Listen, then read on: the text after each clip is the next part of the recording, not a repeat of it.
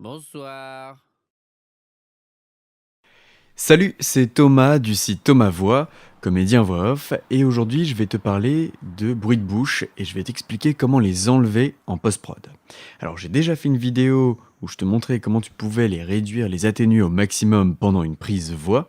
Maintenant on va vraiment se concentrer sur la partie post-prod, parce que tu en as forcément qui vont passer pendant ta prise, même si tu fais gaffe. Et donc c'est bien de savoir comment tu peux les enlever dans ton DAW pour avoir quelque chose, un rendu le plus clean possible. Ok, alors j'ai une démo là avec pas mal de bruit de bouche que j'ai fait volontairement. Je te laisse écouter dans un premier temps. Si t'as un casque, tant mieux, sinon c'est pas grave, ils sont normalement assez forts pour que tu puisses les écouter avec n'importe quel appareil. Je te laisse écouter ça.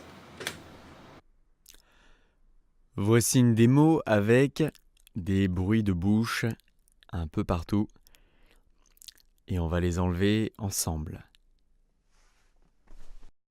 Ok, alors, donc j'ai cette démo qui est assez dégueulasse avec un petit bruit de bouche au début, à la fin, entre les mots, partout.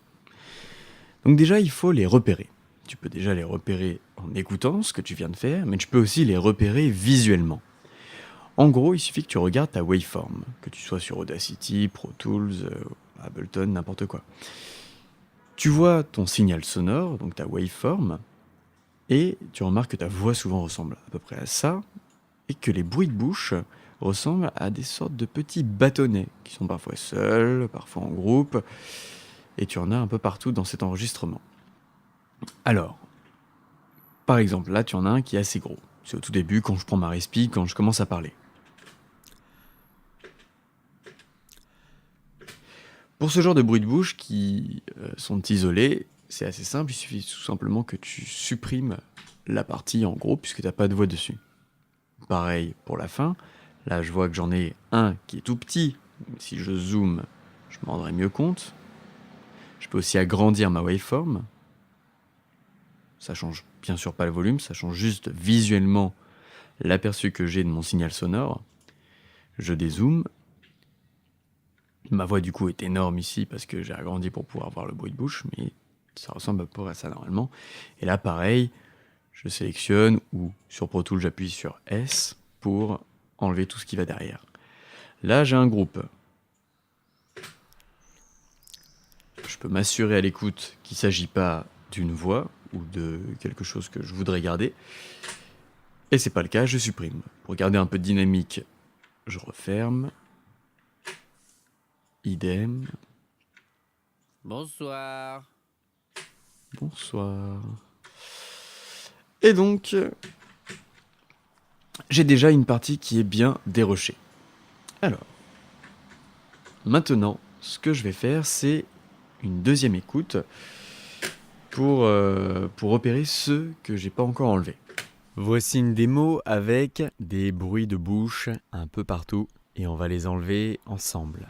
Voici une... Alors il en reste 2-3 qui sont très gros. Il y en a d'autres, mais là on va se concentrer déjà sur l'essentiel. J'en ai un avec, j'en ai un à bouche et j'en ai un qui est dans le coin.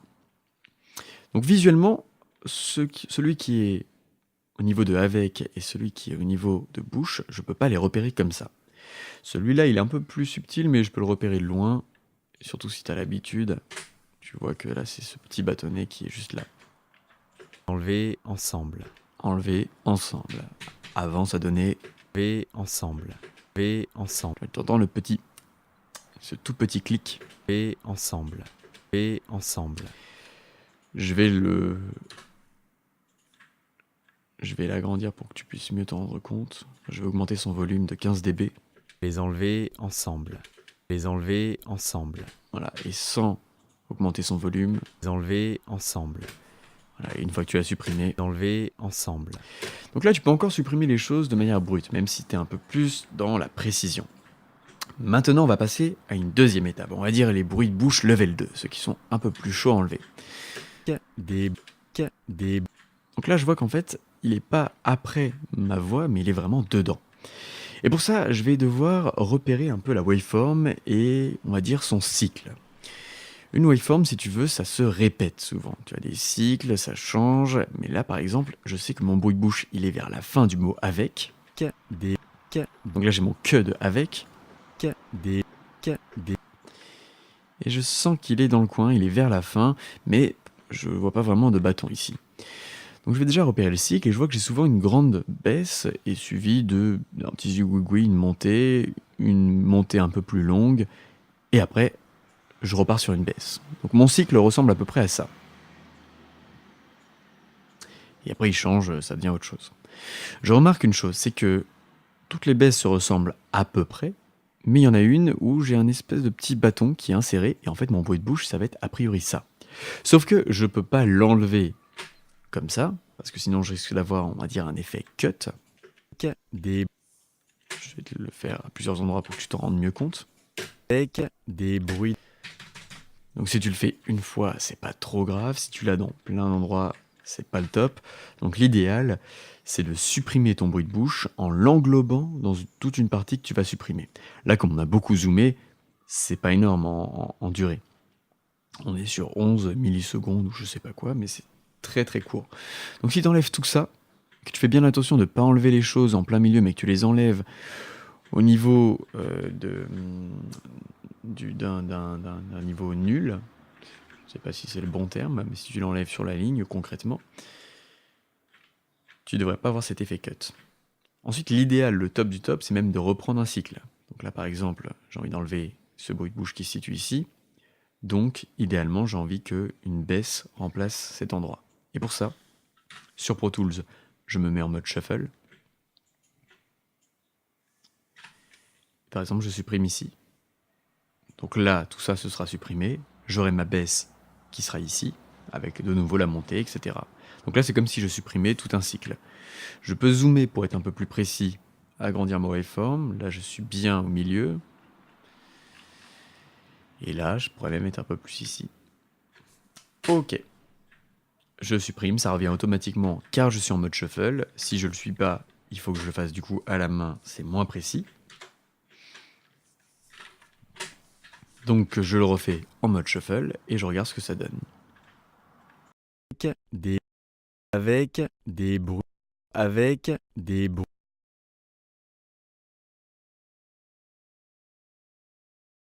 avec des bruits de bouche, avec des bruits de bouche,